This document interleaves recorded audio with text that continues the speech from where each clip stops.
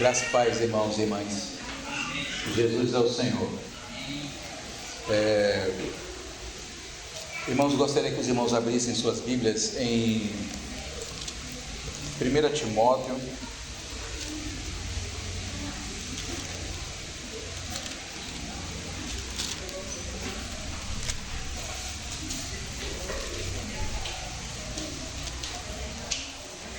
Perdoe, 2 Timóteo, capítulo 3. 2 Timóteo.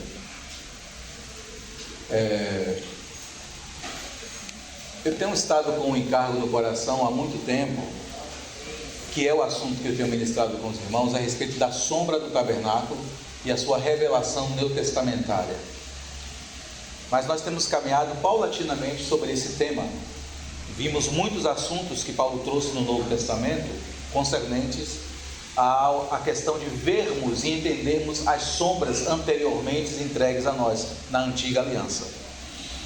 E diante de uma outra urgente necessidade, eu terminei trazendo um assunto aqui concernente àquilo que está acontecendo em nossos dias e que tinha muito a ver com os temas que eu estava tratando. Mas na última reunião que eu ministrei, eu entrei em um dos aspectos do tabernáculo que tem a ver com a mesa, que tem a ver com a comunhão, que tem a ver com aquilo que na comunhão também entregamos aos irmãos, ou seja, o nosso depósito em Cristo, o pão que trazemos para a comunhão, aquela porção do Senhor que cabe a cada um de nós.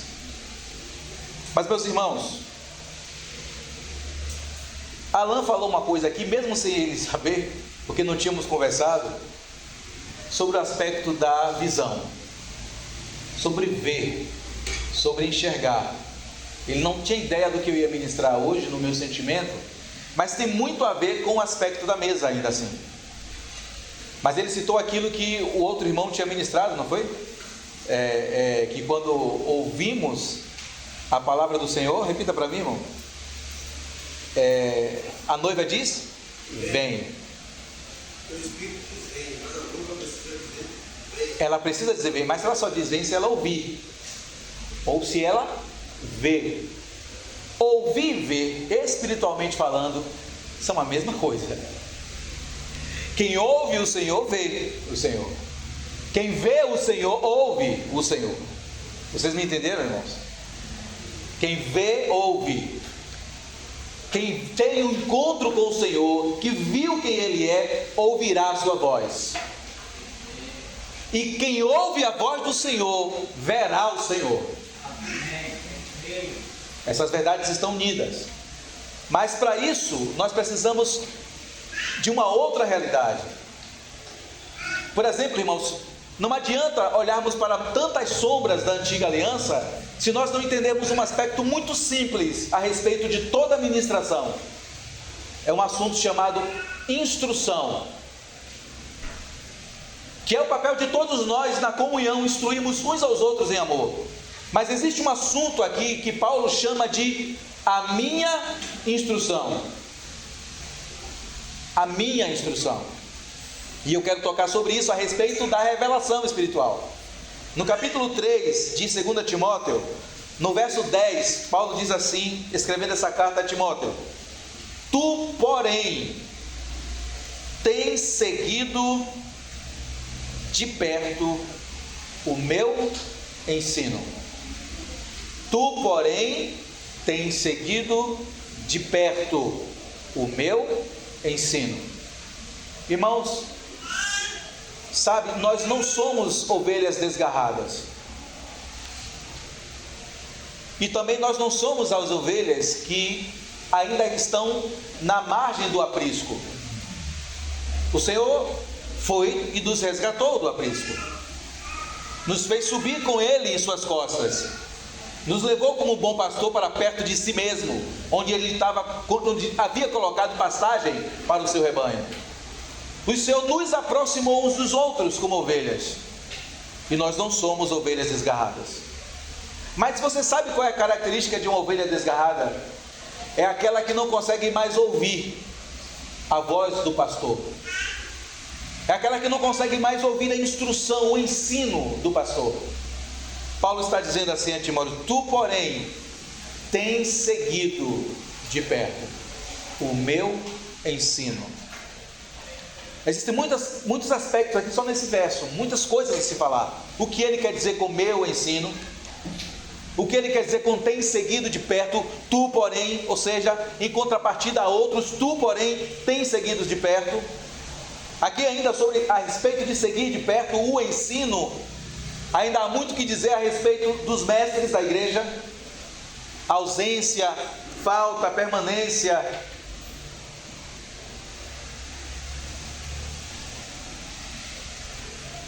E as outras questões, procedimento, que é o seu testemunho, propósito, que é o objetivo, fé, longanimidade, amor, perseverança. Os irmãos que normalmente nos acompanham, normalmente estão conosco, eles percebem essas questões, eles percebem o ensino, o procedimento, o propósito, a fé, a longanimidade, o amor e a perseverança. Interessante que aqui há 3 coisas das quais falamos outro dia na casa da irmã Dani, que é perseverar na fé, na esperança e no amor. Há 3 coisas aqui daquelas listas que nós mencionamos naquela reunião. Mas observe novamente o que Paulo diz: tu, porém, tens seguido de perto. Irmãos, quando caminhamos distante do ensino, distante da palavra, nós simplesmente não crescemos. E como não estamos ouvindo a palavra, a instrução dela, o ensino da palavra, nós não vemos. E por não vermos, nós não cooperamos corretamente com o Senhor.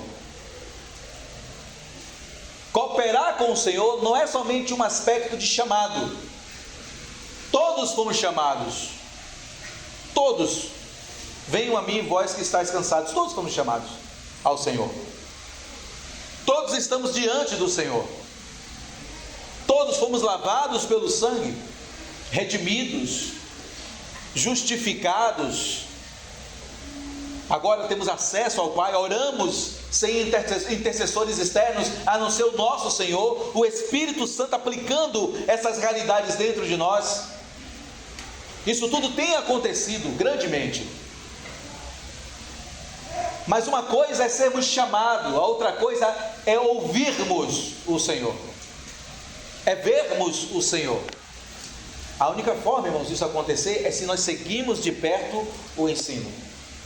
Tu, porém, tens seguido de perto o ensino. Observe, ele poderia ter dito aqui: tem seguido de perto o Senhor. Mas, irmãos, existem coisas que não são negociáveis. Sim, nós seguimos ao Senhor, mas existem especificidades na palavra que elas precisam romper a barreira da nossa rejeição. E uma delas é: eu preciso amar aprender a palavra. Eu preciso amar o ensino. Eu preciso amar seguir de perto o ensino. Eu posso dizer que eu sigo o Senhor, mas, irmão, se eu não conheço o Senhor, como eu posso segui-lo? O máximo que eu poderia dizer é: eu fui salvo por esse Senhor maravilhoso. Mas segui-lo depende de consequências outras. Por exemplo, quando ele disse que aquele que quiser vir após mim, tome a sua cruz, negue-se a si mesmo, tome a sua cruz e siga-me. Observe que seguir envolve aí 2 aspectos: negar a si mesmo e tomar a cruz, para seguir o Senhor. Mas o que pode nos fazer negar a nós mesmos, se nós não compreendermos este assunto do negar a nós mesmos? Oi? Ver o Senhor. Isso é um dos assuntos, de fato. Ver o Senhor. É possível negar a nós mesmos quando vemos Ele, porque quando vemos o Senhor, contemplamos toda a sua glória, e ela nos humilha, ela nos mostra quem somos, a luz alumia nossas trevas, e então estamos diante dEle. a outra é ouvir. Porque quando ouvimos a sua voz, irmão, nós trememos. A sua voz, ela é terrível, poderosa. Lembram dos judeus ao pé do Monte Sinai? O Senhor, quando começou a falar, diz que o monte começou a tremer. E você imagina as pedras rolando do monte, e os raios começaram a acontecer, fogo, fumaça, e o povo disse: Senhor, eu vou morrer.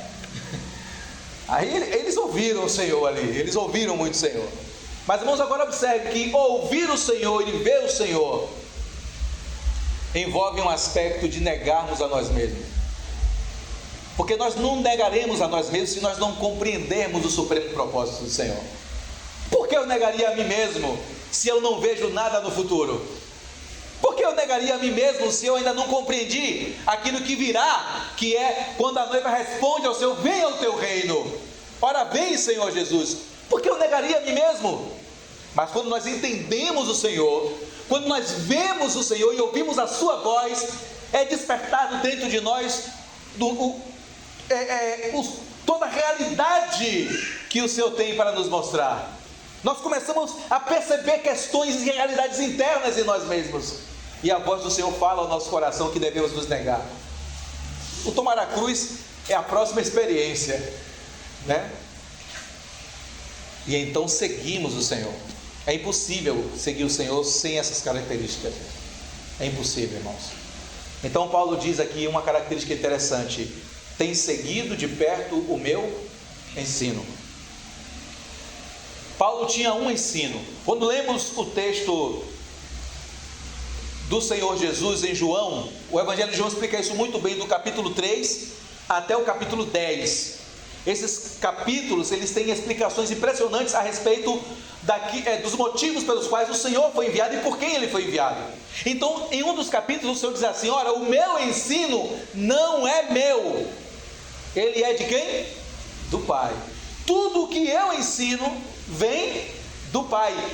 É claro que é o ensino do Senhor, mas o que ele estava tentando explicar é que o ensino que ele estava transmitindo aos seus discípulos e a todas aquelas multidões que chegavam próximo dele, é que o ensino procedia do alto, procedia do Senhor, do Pai das luzes, que tira-nos das trevas. Quando nós chegamos nos discípulos, ali no livro de Atos, nós percebemos que eles também têm uma doutrina, a doutrina dos apóstolos, que é o ensino deles. Mas a doutrina dos apóstolos não é a doutrina que eles aprenderam de Cristo? Consequentemente, não é a doutrina que Cristo recebeu do Pai? Sim. Então a doutrina dos apóstolos é o quê? É a doutrina do Filho, que tem origem no Pai. A doutrina, irmãos, é um assunto de vida. E aí, muito tempo,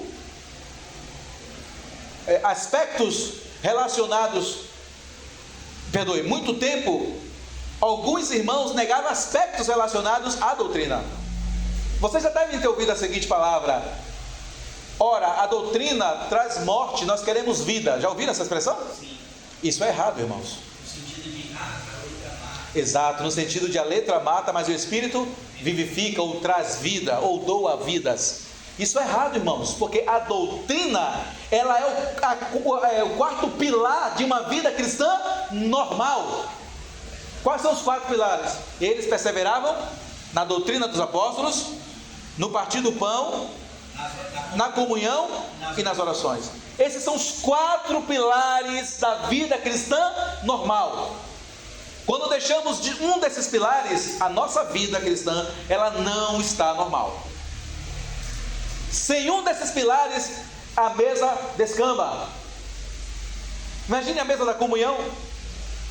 Essa mesa tem 4 pés. Se tirar uma dessas pernas, um desses pilares, ela descamba. Ela cai, ela vira, e todos os elementos com ela.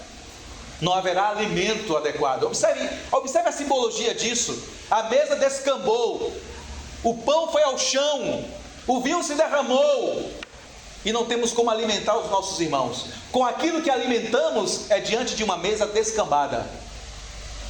uma mesa sem um dos pilares. Mas o primeiro pilar da mesa é a doutrina. Ou nós ensinaremos errado, ou nós teremos comunhão de forma errada, ou nós oraremos de forma errada, edificaremos errado, tudo e faremos não segundo a sã doutrina, não segundo os princípios que o Senhor ensinou, que recebeu do Pai, e não segundo os princípios que Ele ensinou aos discípulos, e os discípulos chamaram de a doutrina dos apóstolos. Mas Paulo expressou: tem seguido de perto o meu ensino. Paulo está falando de um ensino particular? Não, irmãos. Perfeito. Paulo está falando da mesma doutrina dos 12, aquela que eles receberam. Ele está falando da mesma doutrina dos 70, ele está falando das mesmas doutrinas dos 120, ele está falando da mesma doutrina dos 500. Eu falei aqui, irmãos, a escala de junção de discípulos que aparecem na Bíblia, né? 12, 70, 120 e 500. E 500 quem fala é o próprio Paulo. Tinham 500 na casa, né? 500 naquele lugar. Eu vi os 500, ele apareceu a 500 de seus discípulos. E Paulo não estava entre esses 500, ele é o 501. Ele é o 501. Depois vieram outros milhares e milhões, e aqui estamos nós, como discípulos do Senhor. Mas, irmãos, nós precisamos entender essa questão aqui, porque tu porém tens seguido de perto o meu ensino. O ensino, ele é o assunto principal no motivo de reunirmos. Às vezes nós dizemos assim: Senhor, o motivo dessa reunião é o Senhor, e é o Senhor. Mas através das manifestações variadas da igreja, e a principal dela, o ensino. Porque sem o ensino, o povo perece. Sem o conhecimento, o povo é destruído. Sem conhecer o Senhor, nós não temos como cooperar com Ele adequadamente. Então nós precisamos entender o que é seguir de perto o ensino. Seguir de perto o ensino, irmãos, é estarmos de fato ávidos, desejosos de ainda aprender mais da sua palavra. A palavra que nos corrige, a palavra que nos faz ver o seu coração, enxergar a sua pessoa. É ela que nos pluma, é ela inclusive que nos aumenta a fé. Isso está em Romanos, é a palavra que nos aumenta a fé. Quanto mais eu conheço a palavra, mais os seus elementos maravilhosos espirituais, todas as realidades presentes, confirmam em meu coração que Deus é real. Confirma em meu coração que o sacrifício de Jesus não foi em vão e que Ele ressuscitou. Todas as vezes que eu olho, que eu leio a Escritura, me vem uma alegria imensa e amor insondável pelo Senhor. Eu estava ontem com um grupo de professoras em uma escola que tem se transformado em escola de educação clássica cristã. E eu tenho prestado um serviço de consultoria a essa escola. E eu fui dar uma palestra sobre o princípio da educação cristã, que ela nasce em Deus. Por que a educação nasceu em Deus? E não tem jeito, quando vamos falar a respeito de educação, a verdadeira educação, nós temos que falar da verdadeira educação baseada no Senhor. O Senhor disse que, na sua palavra, que quando Ele criou Adão e Eva, Ele vinha na virada do dia ter com eles. Na virada do dia o Senhor vinha até o jardim e tinha, quando você lê assim, ter com eles é ter comunhão. O que o Senhor estava fazendo tendo com eles? Ensinando. Adão não nasceu sabendo as coisas. Adão foi criado em corpo de adulto, com capacidades cognitivas que nós nem sonhamos em ter, pelo menos não agora, com esse corpo debilitado pelo pecado. Mas ele não nasceu sabendo, ele nasceu com capacidade de aprender. Então, pelos estudos, Adão passou no Éden, antes de pecar, entre 50 a 70 anos antes de pecar. E a Bíblia diz que o Senhor ia ter com Adão todos os dias da virada. Todo dia. Ele teve o privilégio de aprender aos pés do Senhor todos os dias. E ele seguiu de perto o seu ensino por 70 anos aproximadamente. Até que ele não seguiu mais de perto. Foi o dia da queda. Foi o dia do pecado. Nesse dia, ele não seguiu o ensino de perto. Isso significa que todo o ensino que nós aprendemos precisa estar diante de nossos olhos diariamente, sendo contemplado para que a nossa esperança seja reavivada continuamente. Ou eu me afundarei em pecado, ou eu cairei e não terei a capacidade dada pelo Senhor mesmo de servi-lo, de cooperar com Ele, com a igreja, com os irmãos, de poder edificar a igreja corretamente. Porque lembra, os irmãos devem lembrar daquela reunião onde eu mencionei aos irmãos o seguinte: independente do que façamos, nós estamos edificando. Independente do que façamos, nós não só edificamos coisas boas, nós edificamos sobre os irmãos coisas más. Se nós não tomarmos cuidado, nós vamos edificar sobre os irmãos as nossas próprias mazelas. Se nós não tomarmos cuidado, vamos edificar sobre os irmãos aquilo que nós aprendemos de forma errada. Então Paulo está dizendo: segui de perto, tu tens seguido de perto o meu ensino. E aqui Paulo não está sendo arrogante, o que ele está dizendo é: o ensino que te dei foi aquele que recebi do Senhor. Lembram desse texto de 1 Coríntios? Ele diz: aquilo que entreguei foi o que eu recebi, que o Senhor Jesus, na noite que foi traído, então ele continua: o que eu entreguei foi o que eu recebi. O que os apóstolos entregaram foi o que eles receberam. O que o Senhor Jesus entregou foi o que ele recebeu do Pai. Mas o que nós temos entregado? Qual é o meu ensino? Qual é o ensino dos irmãos na medida de cada um de nós, irmãos? Qual tem sido o nosso ensino uns aos outros? É claro que nós podemos olhar, como Paulo falou em 2 Coríntios, porque ali quando ele está explicando a respeito dos aspectos de cooperadores, os irmãos sabem, nós podemos até tomar para nós, no sentido geral, porque todos cooperamos com Deus, mas ele ali está explicando sobre a cooperação apostólica. Os irmãos já devem ter percebido isso. O contexto ali é a defesa da cooperação do apostolado. Então ele está dizendo assim naquele texto: ora, porque nós, na qualidade de cooperadores de Deus, ele está querendo dizer ali do apostolado, nós praticamente somos vistos como o quê? Escória do mundo. Irmão, quando Paulo está defendendo ali o seu apostolado, a igreja que ele gerou nas entranhas dele estava rejeitando ele. Aí ele diz assim: é porque somos escória do mundo. Eu imagino Paulo dizendo essa frase, quando foi escrever essa frase, ele pensando, né? Meu Deus, bem tu disseste, iriam perseguir a ti, agora estão vindo contra mim. E também, Senhor, tu passaste por isso quando vieste no meio do teu povo, e o teu povo não te recebeu. Porque não foi assim? O próprio Deus nasceu em Jerusalém, em Belém, em Israel, e aquele povo o rejeitou. Aí Paulo está passando pela mesma experiência, né? Eu gerei esse povo em minhas entranhas, e esse povo me rejeita. Porque o discurso ali é a respeito do que ele te entrega àquele povo. E ele entregou a própria vida para aquele povo. Mas voltando, o seguir de perto. Então, o que é que nós temos entregado aos irmãos? Sabe, irmãos, para entendermos aqueles assuntos da mesa, o que nós trazemos como alimento, como vida, o que nós percebemos no falar de Jesus: aquele que não comer da minha carne, não beber do meu sangue, não tem comunhão comigo. Ou seja, se nós não bebermos, não comermos a experiência dos irmãos, se nós não nos relacionarmos e não vivermos essa experiência que os irmãos passam, de tristeza profunda, de angústias e de alegrias, nós não temos parte com os irmãos. Mas para vermos esses assuntos, nós precisamos ser instruídos e seguir de perto o ensino.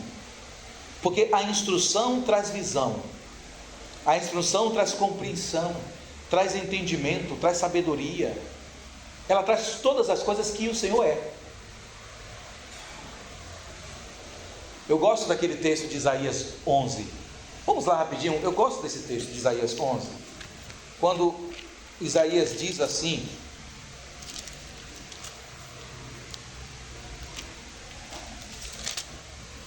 Porque Paulo diz assim para nós: porque vós recebestes o Espírito Santo. E aqui Isaías diz assim: aquilo que viria sobre o Senhor. Do tronco de Jessé, no capítulo 11 de Isaías, sairá um rebento, e das suas raízes um renovo. Repousará sobre ele o Espírito do Senhor, e o Espírito do Senhor repousa sobre nós. Está em nós, o Senhor está em nós. Irmãos, quando nós olhamos o Senhor Jesus, tudo que ocorreu com Ele, e o Senhor diz que Ele entregou a nós todas essas coisas, são todas essas coisas, e às vezes nós olhamos e ficamos com milindres em relação a essa revelação grandiosa. Efésios está dizendo que Ele nos deu tudo, que todas as provisões espirituais, aí não podemos cair no engano de achar que são provisões materiais. Nas materiais Paulo já explicou, um momento é de riqueza, outro momento, meu irmão, é na lama. Ele já explicou isso. Uma hora é comendo caviar, na outra é comendo sabugo de milho. E temos que estar alegres e contentes em toda e qualquer situação. Não é essa a experiência de todos nós? Sabemos disso, irmão. Mas no que diz respeito, no que tange as questões espirituais, todas elas foram entregues. Todas estão disponíveis para sacarmos nas dispensas espirituais. E ele diz aqui que repousará sobre ele o Espírito do Senhor e o Espírito de sabedoria. E o Senhor nos convida a sermos sábios. Paulo, por conta de uma confusão no meio dos coríntios, Paulo perguntou: mas não é possível? Será que não há entre vós nenhum sábio que resolva as questões? Percebe como é importante ter sábios na igreja? Será que não há? Porque os irmãos estavam levando outros irmãos a tribunal humano. Não é possível, não tem ninguém que resolva as questões. Aí, como Paulo percebe que não tem ninguém, então Paulo deixa uma deixa, coloca uma deixa para as próprias pessoas que sofreram o problema, sofreram o dano. Paulo diz assim: olha, não tem sábio, você que sofreu o problema, sofra ele, perdoe teu irmão e siga o caminho. E não é aquele perdão falso não, viu? Os irmãos sabem qual é o perdão falso, né? Eu te perdoo, mas não quero mais nada contigo. Você imagina Jesus nos perdoando e dizendo assim: eu te perdoo, mas contigo eu não quero mais nada. Te perdoo, mas não quero. Isso aí não é estranho? Não seria estranho esse tipo de perdão, irmãos? Oi? Exato, você lá e eu quero. Não, irmão, isso não é perdão. Isso é alguma coisa, só não é perdão. Não é perdão, é uma coisa parcial criada aqui, ó. Perdão é esquecimento. Eu lancei do mar do... Isso é perdão, é esquecimento absoluto. Cancelou. Não há mais o que mencionar. Vamos dizer o quê? Pescar o quê? Como diz Carlos, né? Jogou no mar do esquecimento e colocou uma placa: é proibido pescar. Tu vai pescar o quê? Vai atrás do pecado do irmão em quê? Então, perdão é algo, irmão, que não é um assunto nosso. Perdão é um assunto divino, mas um querer nosso, um desejo nosso, um esvaziar de nós mesmos, aí assim, um negar de nós mesmos. Por isso que Paulo disse ali: se não há sábios, vai lá, sofre o dano, mas não escandaliza a igreja. Você sabe o que é um escândalo, não é? Um escândalo, deixa eu marcar aqui para não sair da página. Escândalo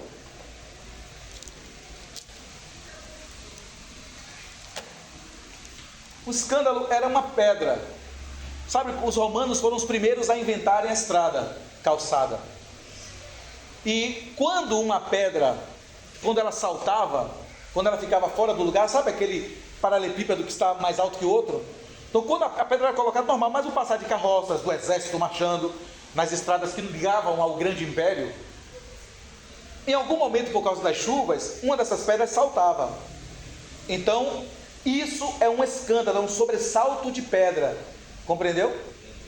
É um sobressalto de pedra. Nós somos pedras vivas, mas quando nós não tomamos o caminho da instrução e do ensino da palavra, nos tornamos um escândalo, uma pedra de tropeço. Isso é um escândalo. É aquele destaque de pecado, é aquele destaque de um mal praticado por nós na comunhão. Às vezes não é um pecado grotesco, só nos tornamos uma pedra de tropeço diante de alguma atitude nossa. Um escândalo. Compreenderam? É porque nós, no nosso contexto moderno, nós achamos que escândalo é somente algum pecado grave. Não é assim que a nossa mente pensa a questão? Um escândalo, o irmão adulterou. Isso é um grande escândalo, então uma grande pedra de tropeço. Mas, quando nós ofendemos um irmão, isso também é um escândalo. Isso é uma pedra. Exatamente, levá-lo a pecar. Ou seja, nos tornamos a pedra que ele tropeça. Por isso, lembra que o Senhor falou: não vos torneis pedras de tropeço.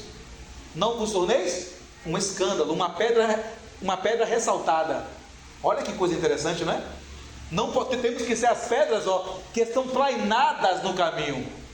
Como esse piso aqui, plainados no caminho. Não há nenhum piso sobressaltado. Ninguém tropeça, todos caminham bem no salão.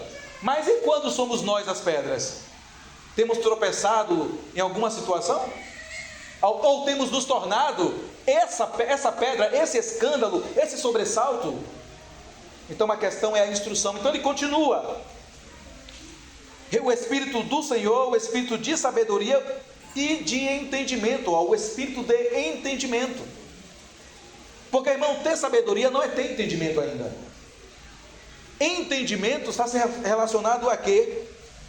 A compreensão. Isso é entendimento. Compreender. E não é conhecimento, porque observe aqui, o espírito de conselho, fortaleza, o espírito de conhecimento. Então observe, conhecer é uma coisa, entender é outra coisa, ter sabedoria é outra coisa. Simplificando, nós podemos conhecer quando somos instruídos, ou quando lemos, sabe? Isso é conhecimento, e nós precisamos dele. Se nós não tivermos conhecimento, nós não podemos cooperar, porque não conhecemos as coisas, não conhecemos como elas funcionam. Os irmãos tiveram uma atividade hoje importante de trabalho, e eu vim ligar a mesa de som. O meu susto primeiro foi porque eu não vi a mesa, né? Depois que ela tinha sumido. Aí o Fernando me disse que estava ali dentro. Então eu comecei a ligar a mesa de som, porque eu tenho conhecimento para ligar a mesa. Mas outro irmão que não tem ainda aprendido a ligar a mesa, conseguiria ligar? Não. Hoje tem... Me ajude, meu filho. Cauã. E tem Felipe, que esse Henrique tem ajudado a aprenderem a como operar a mesa. Não é verdade? Então, eles dois já podem também cooperar nesse assunto. Mas outros irmãos podem cooperar? É uma questão de restrição? Não. É uma questão de falta de quê? Então, os irmãos... Oi? Exatamente, o interesse. Mas precisa conhecer isso. Os irmãos já estão entendendo a questão aqui. Mas e entender?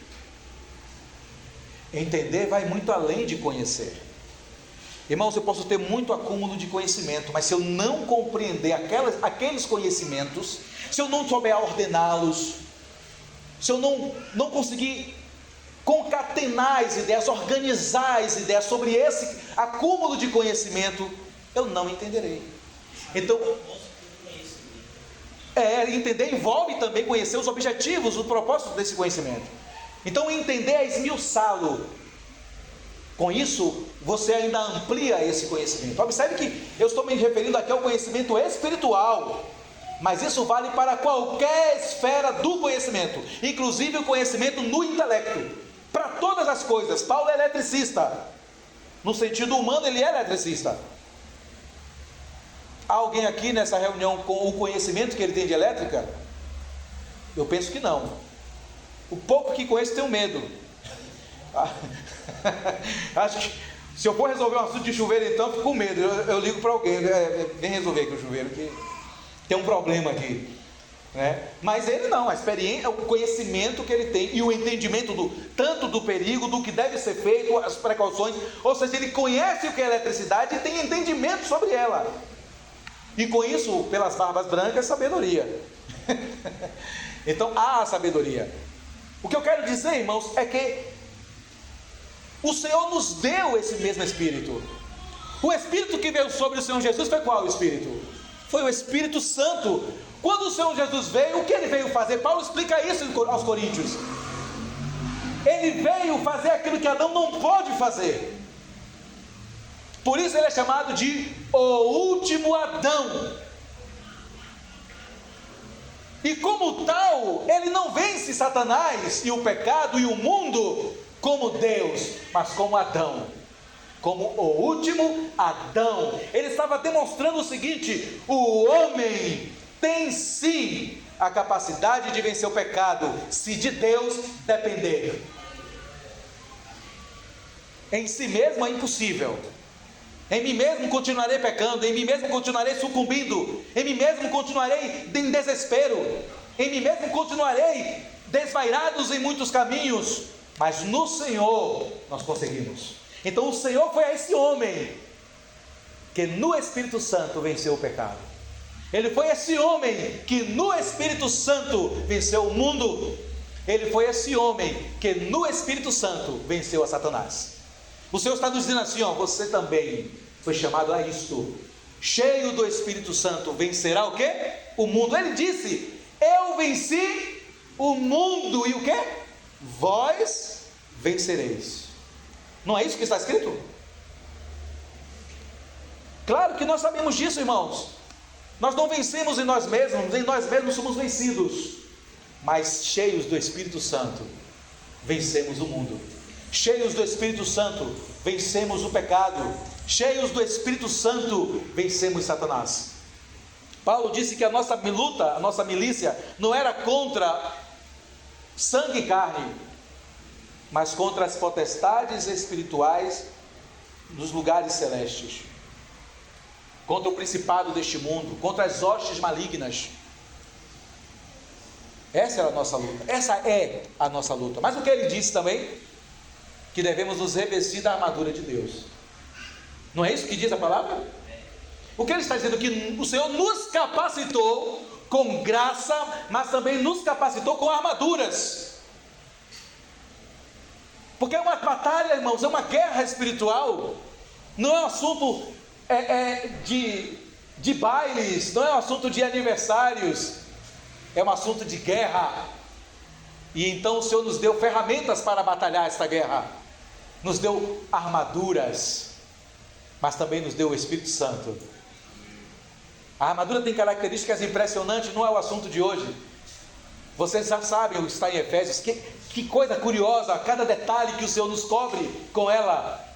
Mas observe, o Senhor nos deu, mas nós temos que vestir, revesti-vos.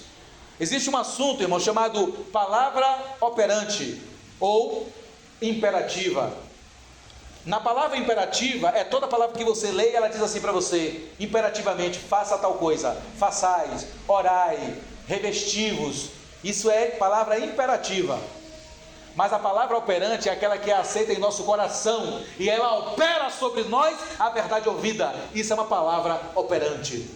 Ela é viva, ela tem continuidade. Nós saímos daqui, chegamos em casa e continuamos a meditar sobre esse aspecto dela, porque temos seguido de perto o ensino. O distanciamento da doutrina, o distanciamento do ensino é o oposto dessa verdade. É a palavra não operará, e ela não terá eficácia imperativa sobre mim. Não matarás, é imperativo. Aqui agora não estou me referindo ao aspecto de lei dela, mas ao aspecto imperativo da palavra. Não adulterarás, não julgarás, não darás falso testemunho. É uma palavra imperativa, ela quer de nós uma ação, mas ela só opera no Espírito Santo em nós. Ela só opera no conhecimento divino. Conhecimento espiritual, irmãos, é o conhecimento no Espírito Santo. Mas eu preciso de instrução para isso. Nós galgamos muitas vezes, queremos muitas vezes ter o conhecimento, mas nós só estamos buscando o conhecimento em nós mesmos e a palavra. Mas, meus irmãos, isso não é suficiente. Nós precisamos do ensino da palavra também. Nós temos que buscá-la individualmente, mas precisamos do ensino dela, da condução da palavra, daqueles que as ministram para a condução correta de nossa vida. para que aprendamos corretamente a doutrina, para que haja perseverança adequada na própria doutrina, que os apóstolos receberam do Senhor e o Senhor recebeu do próprio Deus, do próprio Pai. Aquilo que tenho não é de mim mesmo, mas eu recebi de meu Pai que está nos céus. E o que eu vos entrego também é de meu Pai que está no céu. Paulo disse: aquilo que eu recebi, vos entreguei. Ele recebeu do próprio Senhor. Ele chega a dizer, e parece até que nós, quando você lê 2 Coríntios, se nós não tomarmos cuidados, nós achamos que Paulo é um homem arrogante. Já repararam isso? Oi? Não, a outra, não, me referi à segunda, quando ele está falando da vida dele. Parece que você está lendo um homem arrogante, mas não é o caso. É uma autobiografia, como bem disse sabiamente o irmão Witness Lee. É a autobiografia de um homem no espírito. Que título incrível, né? Para definir aquilo. A autobiografia de um homem no espírito, ou melhor, de um homem espiritual. Ele não estava tentando demonstrar que ele era melhor que os outros apóstolos. Ele só estava tentando demonstrar que o Senhor, apesar de chamá-lo, ele era aquele que passou por tantas experiências de morte, a ponto dele desistir da própria vida. Está lá. A provação que me veio foi tamanha que eu desisti da própria vida. Eu clamei ao Senhor, 2 Coríntios 2, se eu não me engano, a ponto de sucumbir. Sabe, irmãos, o início de nossa vida cristã, aquele texto de Tiago nos cabe muito bem. O Senhor não nos tenta além das nossas forças. Mas sabe, o Senhor está nos chamando para a esfera de 2 Coríntios. Foi além das nossas próprias forças. São duas verdades. Nós cristãos vivemos assim. Nós caminhamos sempre com duas verdades, duas realidades que sempre nos confrontam. E o Senhor quer sempre nos tirar daquela mais suave para uma realidade mais profunda, das águas rasas para as águas mais profundas. Só retomando: repousará sobre ele o Espírito do Senhor, o Espírito de sabedoria, de entendimento, o Espírito de conselho, de fortaleza, de conhecimento e de temor, porque não adianta nada disso se não há temor ao Senhor. O próprio texto de Provérbios diz isso: o princípio da sabedoria é temer a Deus. Esse é o princípio dela. Se eu temo ao Senhor, então eu iniciei bem o princípio de conhecer, o princípio de entender, o princípio de saber, de ter sabedoria. Voltando para Timóteo, então ele diz: tu porém tens seguido de perto o meu ensino. Nós precisamos, irmãos, entender isso. O ensino precisa ocorrer de forma contínua na vida da igreja, na vida da comunhão, porque no momento que ele cessa, no momento que ele dá uma pausa, nós nos distanciamos da verdade. Isso acontece com qualquer um de nós. Não esqueçamos, Adão sem pecado, com todas as suas capacidades espirituais e cognitivas, físicas, esse homem que foi criado por Deus perfeito, sem nenhum desvio em sua alma, sem nenhum estímulo interno ao pecado, esse homem deixou de seguir de perto o ensino de 70 anos aproximadamente, da parte do próprio Senhor ao lado dele. Como assim nós escaparíamos de nos distanciarmos? Nós não escaparíamos. Como já foi dito aqui muitas vezes por vários irmãos, se não fosse dito a nós que deveríamos fazer isso em memória do Senhor, já tínhamos esquecido. Há muito tempo, irmãos, já tínhamos esquecido. Lembra da palavra imperativa? Fazei. Isso não é uma palavra imperativa?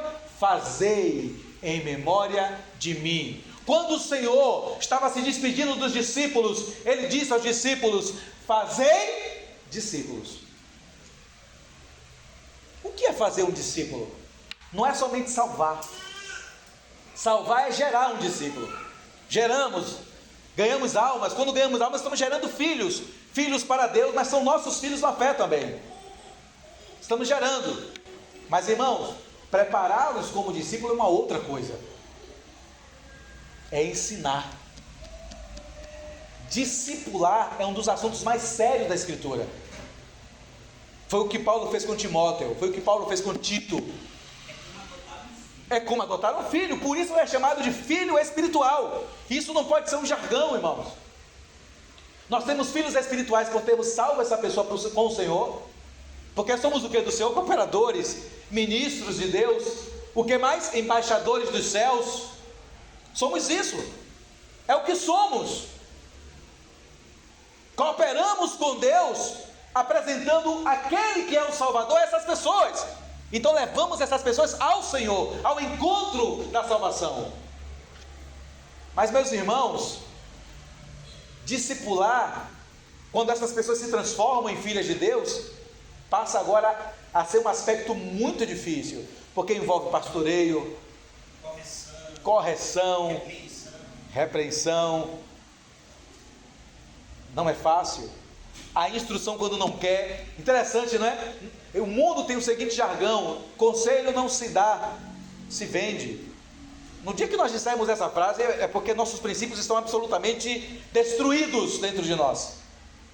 Cara, é isso que o profeta quer dizer, quando ele diz que não havendo profecia, o povo se corrompe. O povo se corrompe, é. Da palavra de Deus, É. revelação da palavra de Deus. Isso. É claro que o aspecto profético também ocorre. Uma palavra de um profeta que se levanta na igreja e diz o que Deus tem a dizer, isso também acontece. Está envolvido, mas o principal é o ensino da palavra. Não havendo a profecia, o povo se corromperá. Não havendo o ensino dela. É um ensino dogmático. Como eu disse, o problema é que muitos anos, no seio da vida da igreja, o jargão se perpetuou. Nós não queremos doutrina, queremos vida. E isso é um grande erro. É um erro. Porque a doutrina ela é um dos pilares da igreja, da vida cristã comum, normal. Sem a verdade nós não podemos caminhar, irmãos. Caminharemos tortuosamente, distante da realidade do Senhor. Precisamos da doutrina. Sabe aquela régua reta que nós afirmamos que a palavra é? Ela já foi chamada assim, de régua de vida, não é isso? Ela foi chamada de plumo de vida. O plumo por causa do equilíbrio, né? Para subir a parede reta. Tem tudo a ver com construção, o plumo. Posso acrescentar um texto? Pode? Habite ricamente em vocês a palavra de Cristo. Ensinem e aconselhem uns aos outros com a sabedoria. Perfeito. Então, são essas três. Habite ricamente a palavra de Cristo. Em algumas traduções é a palavra de Deus. No grego a palavra é theos, né? É a palavra de Deus. Mas Cristo é Deus, né? Então está tudo em casa. Ele é a Trindade também. Está tudo em casa. Ele faz parte dessa realidade. Então habite ricamente, ensinando. Observe que o conselho está envolvido. Interessante que vem ali o espírito de conselho. Os irmãos leram, não foi? O espírito de conselho vem também quando o Espírito nos é entregue. Quando o Espírito Santo veio sobre nós, ele trouxe aquilo que é comum a todos os irmãos: uma capacitação espiritual em todas as realidades espirituais. Agora, as medidas disso dependem do quanto nós ecoamos a esse chamado. Sabe, é o quanto a resposta foi dada. O Senhor disse: vem, Alain. Mas se Alain respondeu timidamente: eu vou. Então o Senhor, o Senhor derramou, mas ele disse: eu vou. A resposta não foi à altura do chamado, mas o Senhor disse: vem, Alain. Ele disse: eu vou, Senhor. Então a resposta foi à altura do chamado. O depósito, irmãos, o quanto essas dispensas estão abertas a nós, depende do quanto nós entregamos o nosso coração a esse chamado. Depende do quanto nós vimos. Mas voltando à questão, eu tenho que seguir de perto o ensino. E aí vem a questão principal, quando eu mencionava no outro domingo: que tipo de palavra temos ouvido, irmãos? Qual é a palavra que temos ouvido? Nós estamos vivendo no limiar da grande apostasia. E ela está ressoando e ressoando, ela está aumentando. O seu eco aumenta. E eu mencionei aqui o que está acontecendo no seio presbiteriano, que são aqueles que mais participam de comissão de tradução da Bíblia. E eu tenho dito aos irmãos incansavelmente: guarde sua Bíblia antiga, porque o que virá, o que vai acontecer, não será fácil de suportar. Guarde a sua Bíblia em casa, não venda, não troque, mantenha-a segura e continue lendo ela. E eu não estou me referindo ao Estado te proibir de ler a Bíblia, estou me referindo a grupo de irmãos que disseram claramente que vão retirar textos dela. É disso que se trata. A apostasia não é o mundo interrompendo a vida normal da igreja. A apostasia somos nós, quando não caminhamos onde? De perto com a palavra. Essa é a apostasia. Quando tomamos decisões em relação a assuntos que deveriam ser perenes, eternos para nós, como a palavra. E a decisão é que seja removido dela, do seio dela, textos cruciais, como o de Maria Madalena e o seu resgate. Fiquemos com a tradição. Existe uma palavra na Bíblia, em grego, chamada paradossi. Essa palavra em grego significa tradição. Paulo usa ela 2 vezes, em conotações adequadas. O que é que eu quero dizer com isso?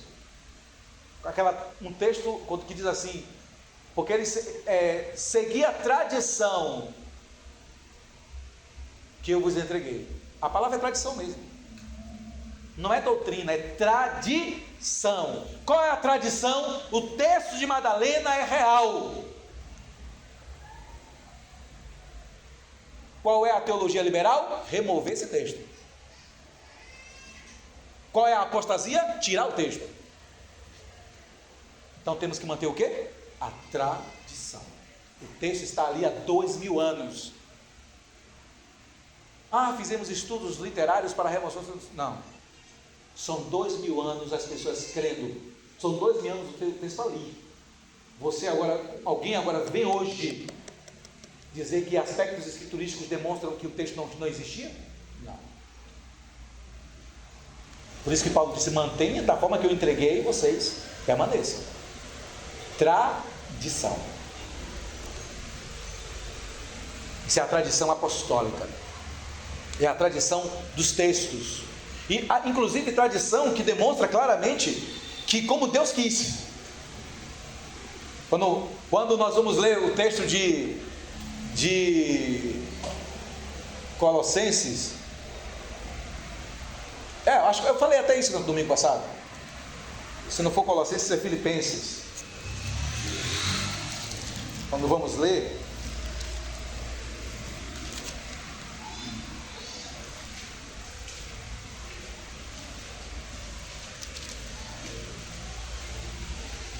eu acho que é Colossenses mesmo. É Colossenses. Colossenses.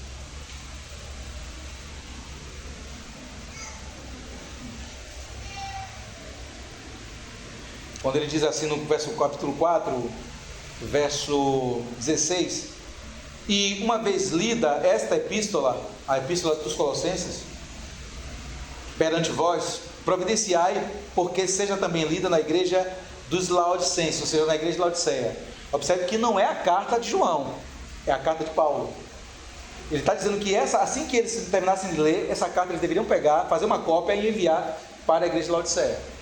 Aí ele continua: e a dos de Laodiceia, ou seja, a carta que eu enviei à igreja de Laodiceia, leia igualmente perante vós. Você conhece essa carta de Laodiceia? Que Paulo escreveu? Não. Vocês têm alguma dúvida de que Paulo estava inspirado quando escreveu ela também? Claro que não, ele estava inspirado pelo Espírito Santo. Mas entenda, uma coisa foram todos os textos inspirados que eles escreveram. Outro momento são os textos inspirados que Deus quis que se tornasse o cânon, que fizesse parte da reunião do Novo Testamento. Os irmãos compreenderam isso aqui? Com cautela essa questão. Paulo escreveu outras cartas, como 1 Coríntios, que não é a primeira. A primeira que temos é a segunda, e a segunda que temos é a terceira. Isso está escrito no meio do texto, ele explicando isso. Mas por que Deus não quis que a outra carta ficasse? Não temos explicação. Porque era uma carta talvez especificamente para Corinto e mais para nenhuma outra igreja. O que o Espírito Santo decidiu é que esses livros do Novo Testamento fossem a reunião do compêndio que temos para compreender a revelação neotestamentária. Mas agora, depois de 2000 anos, homens querem remover outros trechos da Escritura. O nome disso é apostasia. E não seguir de perto o quê? O ensino, a tradição apostólica. Mas voltando ainda a Timóteo, ele diz: as minhas perseguições e os meus sofrimentos, quais me aconteceram em Antioquia, Icônio e Listra, que variadas perseguições tenho suportado, de todas, entretanto, me livrou o Senhor. Ora, todos quantos querem viver piedosamente em Cristo Jesus serão perseguidos, mas os homens perversos e impostores irão de mal a pior, enganando e sendo enganados. É o que está acontecendo já em nossos dias. Tu, porém, de novo, tu, porém, permanece naquilo que aprendeste. E se não aprendemos, irmãos? E se não aprendemos? E se não ouvimos o ensino? E se não temos recebido a doutrina adequadamente? Só podemos permanecer naquilo que aprendemos se aprendemos.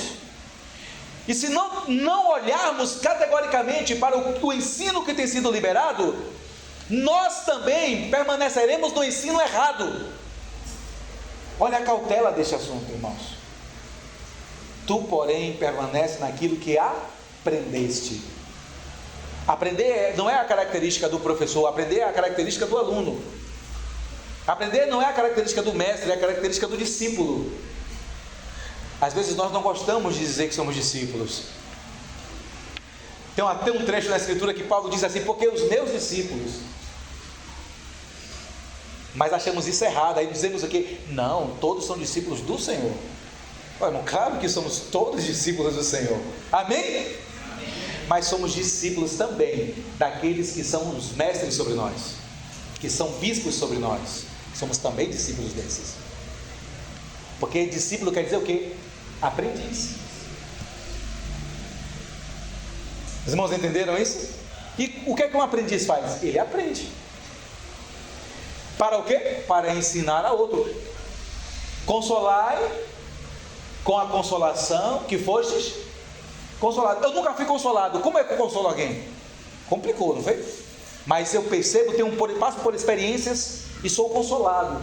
Então agora eu tenho uma experiência, uma demonstração de fé, procedimento de conselho para aconselhar e consolar outros.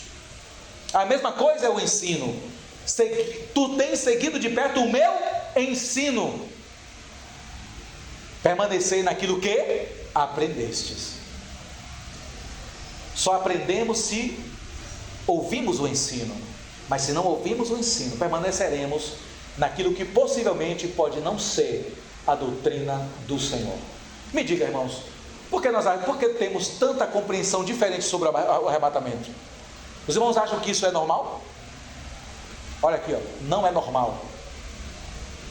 Por que a doutrina está tão diversa a respeito do arrebatamento? Porque alguém ensinou errado. E isso se proliferou em 2 ensinos. Depois alguém mais inventou mais uma. Porque não permaneceu na tradição apostólica. Essa é a verdade. E sabe o que Paulo diz em Tessalonicenses? Você já deve ter lido esse texto. Paulo diz assim: e se alguém ensinar de outra maneira, anátema. Não é de temer? Eu sempre digo aos irmãos que costumam falar de qualquer forma a respeito do Apocalipse: não fale o que você não entende. Paulo disse que é anátema. Não fale aquilo que você ainda não compreendeu, que você ainda não entendeu. Caminhe por outros assuntos, mas esse assunto Paulo diz que é o quê? Anátema. A mesma coisa o Evangelho da Redenção, a realidade do Evangelho da Redenção. Nós não vivemos evangelhos por obras, nós não vivemos evangelhos da lei ou da circuncisão física. Nós vivemos aquele evangelho que é do Espírito Santo em nossos corações, uma circuncisão espiritual, uma conversão espiritual, uma justificação espiritual. Então Paulo diz aos Gálatas: se outro evangelho chega, anátema. E essa é a palavra, não há outra. Então alguém, irmãos, no caminhar da igreja ensinou erradamente o arrebatamento. E aí sabe o que nós fazemos? Porque não temos a cruz operante, porque não nos humilhamos diante do Senhor ou dos irmãos, porque não queremos aprender, sabe o que fazemos? Dizemos que temos que ter, como se diz? Temos que, perdoe, esqueci a palavra aqui agora, unidade na diversidade. Preferimos dizer essa palavra do que ouvir o que Paulo disse, unidade de fé, do que ouvir o que Paulo disse aos Coríntios, sede unidos na mesma forma de pensar. Paulo está dizendo ali no capítulo 1 isso, ele está dizendo que nós devemos pensar a mesma coisa a respeito do Senhor, a mesma coisa a respeito da sua palavra, e ter o mesmo entendimento. Eu não deveria ter um entendimento diferente de meus irmãos, e os irmãos não deveriam ter um entendimento diferente de mim. Alguma coisa está errada, irmãos. O ensino não foi seguido de perto. Até quando Paulo estava vivo, o ensino foi seguido de perto, mas Paulo viu que alguns irmãos começaram a se embrenhar com doutrinas estranhas.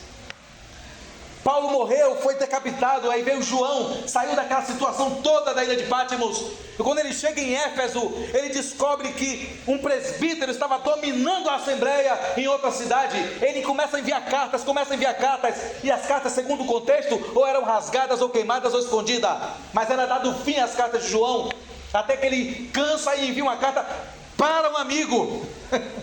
Bem, aí eles não querem receber, vão enviar para um amigo. Aí enviou para um dos amigos, isso está na terceira carta. Como é o nome dele? Os irmãos lembram?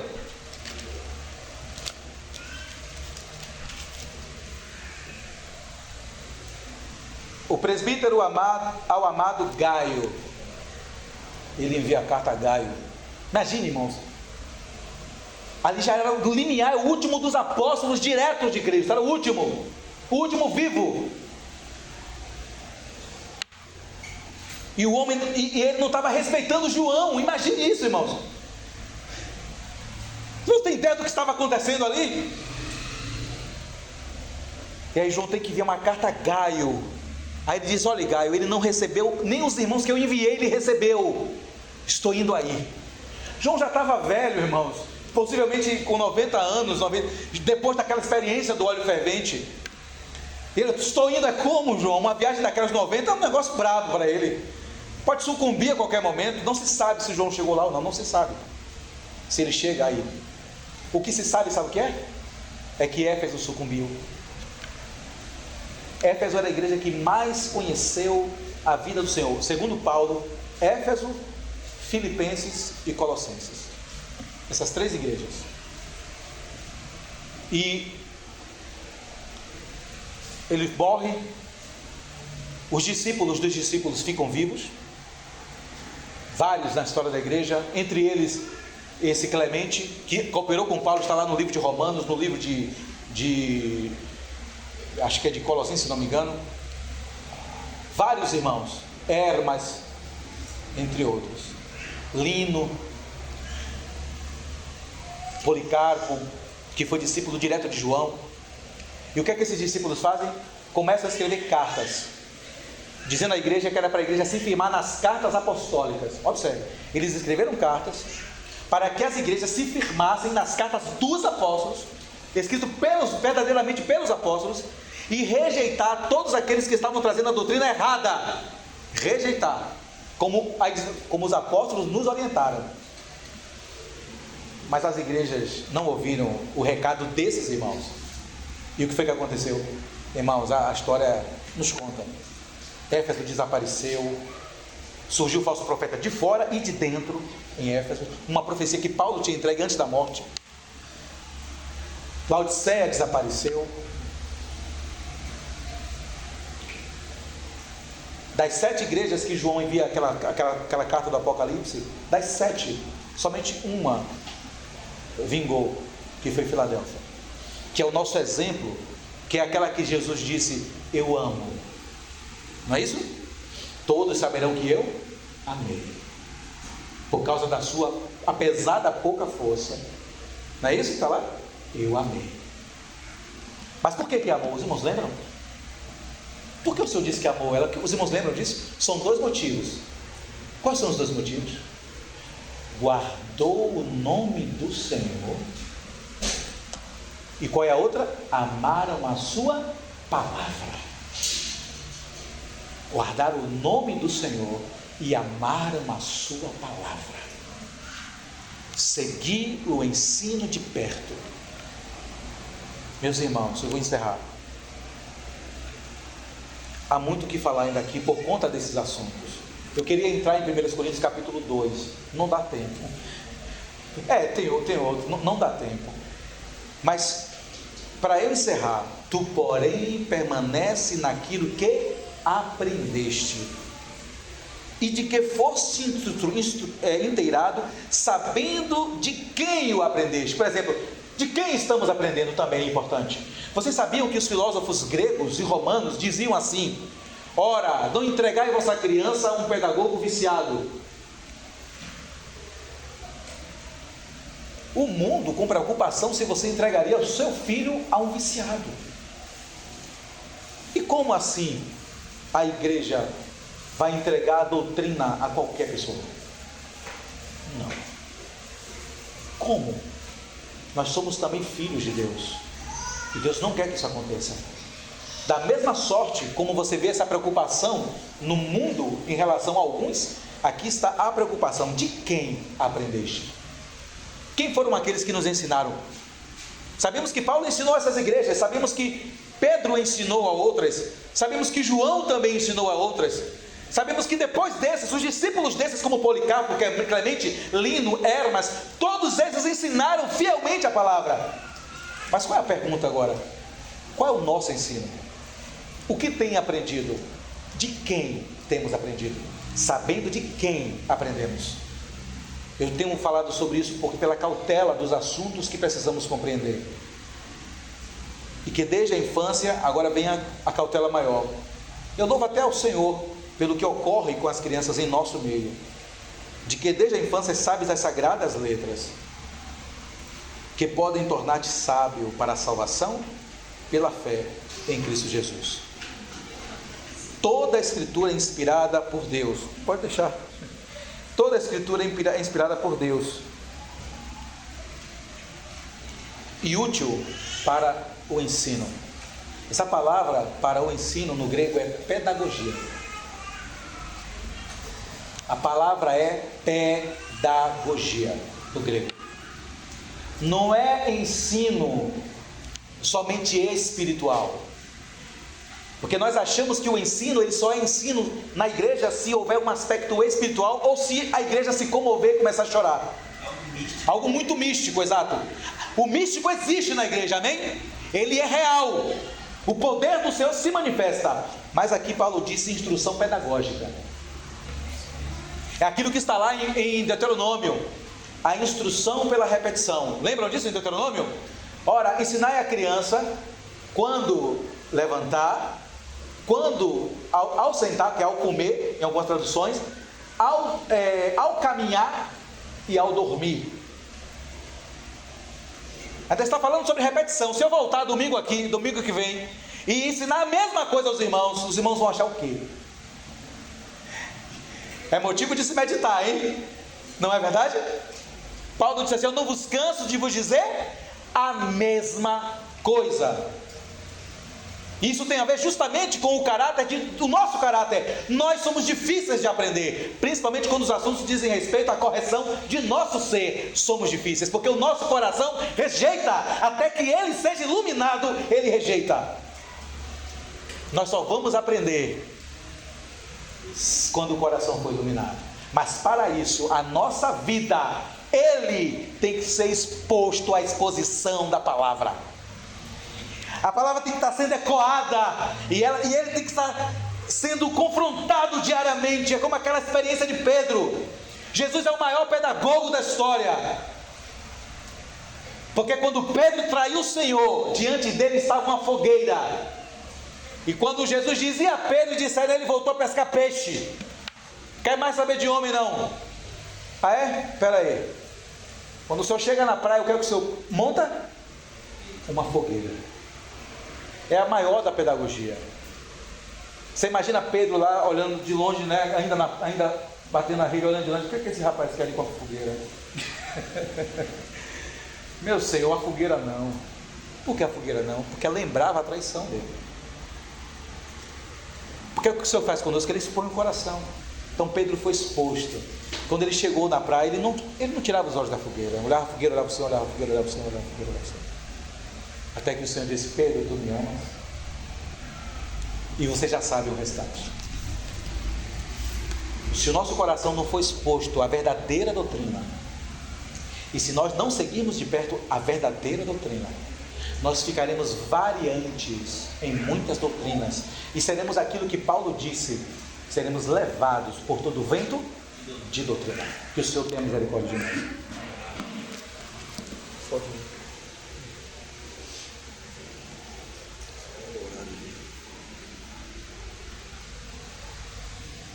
Amém, irmãos? Louvado seja o nome do Senhor. Que bom que o Senhor fala conosco. O Senhor tem falado conosco.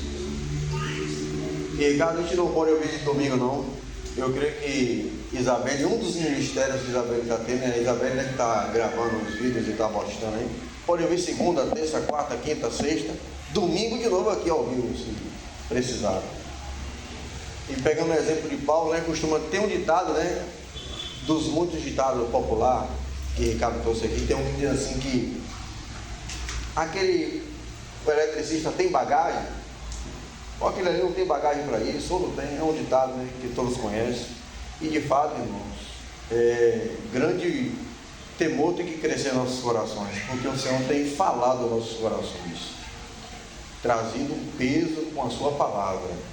No domingo passado o irmão trouxe uma rica palavra aqui, está disponível para ouvir. Hoje mais uma vez o Senhor falou aos nossos corações de maneira tremenda. O Senhor está enriquecendo a nossa bagagem, e que mais dado mais é cobrado. Que o Senhor nos ajude, irmãos. De fato é uma tragédia para nós quando nós nos distanciamos de fato do ensino do Senhor, da sua doutrina, da sua palavra. E falando do jardim, como o Ricardo trouxe, o Senhor ia ter com o homem todos os dias na viração do dia. Todos os dias a comunhão estabelecida, aquela atmosfera completamente favorável. Mas o homem pecou. Mas antes de pecar, quando foi-lhe apresentada a Eva, que foi tirada dele, o que é que ele diz? Verdadeiramente, carne da minha carne e osso do meu osso. Mas quando ele pecou, quando ele se distanciou, quando ele se apartou, pegando o gancho que Ricardo trouxe, desse ensino diário da viração do dia, que eu e você cai no pecado, que é a primeira coisa que nós dizemos. O que é que foi que Adão falou? Foi a mulher que tu me deste. Quando nós nos afastamos dos ensinos do Senhor, da presença do Senhor, da atmosfera do Senhor, o que é que nós dissemos? Foi o irmão que o Senhor me deste. Foi a situação que o Senhor me deste. Foi o marido que o Senhor me deste. Foi a casa que o Senhor me deste. Foi um filho que o Senhor me deste. Foi o emprego que o Senhor me deste. Foi aquela situação que o Senhor me deste. Não. O que está nos faltando é nos voltar para aquele que nos chamou das trevas para a sua maravilhosa luz. Aí diariamente vamos dizer, verdadeiramente somos um em Cristo Jesus. Mesma carne, mesmo osso, mesmo corpo em Cristo. Cabeça única. Louvado seja o nome do Senhor. Louvado seja o nome do Senhor. Que bom que o Senhor tem falado nos nossos corações poderosamente. Irmão, seja breve por conta do horário.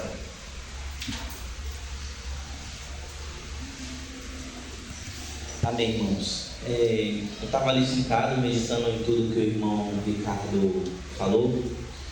eu não queria deixar passar em branco algo que o Senhor trouxe ao meu coração. Uma das coisas que o irmão colocou sobre a importância de edificar, né? Todos nós que fomos tirados do mundo e inseridos no corpo de Cristo, nós edificamos, querendo ou não. Nós estamos vivendo a vida da igreja e estamos edificando com algum tipo de material, seja ele madeira, feno ou palha, ou materiais nobres, né, como ouro, prata e pedras preciosas. E nessa edificação, irmãos, é necessário que nós usemos a planta que o Senhor nos deu. Edificar significa construir. Quando o Senhor chamou Moisés no monte, o Senhor lhe mostrou o modelo do tabernáculo e deu a ordem de edificar o tabernáculo conforme o modelo que ele havia mostrado. As pessoas que foram incumbidas de construir o tabernáculo, eles não poderiam, no momento da construção do tabernáculo, dizer assim: olha, eu acho que essa cortina não ficou legal, não combinou muito bem, vamos diminuir o tamanho dela ou mudar a cor. Não, eles não poderiam edificar segundo a sua própria vontade. Eles não poderiam colocar aspectos pessoais na edificação do tabernáculo, né? Eles teriam que fazer tudo segundo o modelo que lhe foi passado, que foi passado para Moisés. E o mesmo acontece conosco. Quando nós edificamos a igreja, seja aconselhando um irmão, repreendendo um irmão, corrigindo, que todos esses são aspectos da edificação: corrigir, exortar, repreender, doutrinar. Nós precisamos fazer segundo o modelo que nos foi passado pelos apóstolos, segundo a sã doutrina, a palavra que está escrita, a Bíblia, irmãos.